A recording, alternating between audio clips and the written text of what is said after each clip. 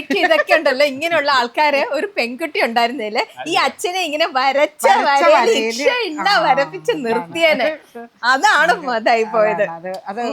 അത് മിസ് ചെയ്ത്. അടുത്ത മോളും കൂടെ വരട്ടെ, എന്നിട്ട് അവരങ്ങ് അല്ല ഇനി പേരക്കുട്ടികളായിട്ട് വരച്ചു, പേരക്കുട്ടികളായിട്ട് എന്താണേലും പിടിച്ചോളും. അതെ, നമുക്കിനി മേലേക്കും കൂടെ ഒന്ന് കാണാം. കാണാം. ഇത് പ്രകാശന്റെ അച്ഛനാണോ? അച്ഛനാണ്. പ്രകാശൻ ഒരു മോനാ? അല്ലല്ല, 8 മക്കളാണ്. 8 മക്കളെ ആളാ പ്രകാശൻ. അച്ഛന്റെ നല്ല ചായ ഉണ്ട് ഉണ്ടല്ലേ, അച്ഛന്റെ തനി ചായ പ്രകാശന്. ഓ, 8-മനാണല്ലേ? അതുണ്ടല്ലോ, അതൊന്നും പറയണ്ട.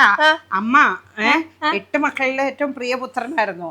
അപ്പൊ ഇങ്ങനെ അന്നൊക്കെ ഇത്രയും സമ്പത്തൊന്നും ഇല്ലല്ലോ, വലിയ കാശൊന്നും ഇല്ല. അപ്പൊ ഒരു മുട്ടയൊക്കെ ഉണ്ടെങ്കിൽ ഉണ്ടല്ലോ, നാടൻ കോഴി മുട്ട ഇടുമ്പോ അമ്മ ഇങ്ങനെ ദേ മടിയിലെടുത്ത് ഇങ്ങനെ വെച്ചിട്ട് മകന് മാത്രം നാടൻ മുട്ട പുഴുങ്ങി ചോറിനകത്ത് ഇങ്ങനെ ഒളിപ്പിച്ച്.